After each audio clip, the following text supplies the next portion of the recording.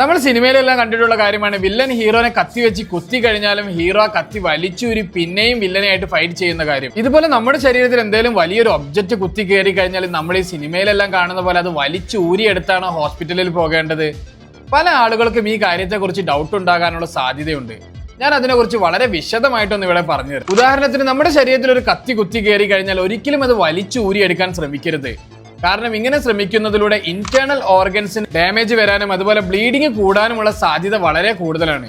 ഇതുപോലെ നമ്മുടെ ശരീരത്തിൽ സ്റ്റക്കായി നിൽക്കുന്ന ഒബ്ജക്ട് നോർമലി ബ്ലീഡിങ് കുറയ്ക്കുകയാണ് ചെയ്യുക. അതുപോലെ ഇത് വലിച്ചെടുക്കുന്നതിലൂടെ പെട്ടെന്ന് തന്നെ ബ്ലീഡിങ് കൂടാനും കോംപ്ലിക്കേഷൻസ് ഉണ്ടാക്കാനുമുള്ള സാധ്യതയാണുള്ളത്. അപ്പോൾ ഇവിടെ നിങ്ങൾ ചെയ്യേണ്ടത് ശരീരത്തിൽ എന്തെങ്കിലും ഒരു ഒബ്ജക്ട് കുത്തി കയറി കഴിഞ്ഞാൽ അത് ഒരിക്കലും വലിച്ചൂരി എടുക്കാതെ ഒരു ബാൻഡേജ് വെച്ച് അതിന്റെ ചുറ്റും കംപ്രഷൻ കൊടുക്കുക. എന്നിട്ട് പെട്ടെന്ന് തന്നെ പേഷ്യന്റിനെ ഹോസ്പിറ്റലിലേക്ക് എത്തിക്കാനാണ് ശ്രമിക്കേണ്ടത്. അപ്പോൾ ഈ വീഡിയോ ഉപകാരപ്രദമാണെങ്കിൽ മറ്റുള്ള എല്ലാവർക്കും ഒന്ന് ഷെയർ ചെയ്യുക. I hope this video is informative. Thank you for watching.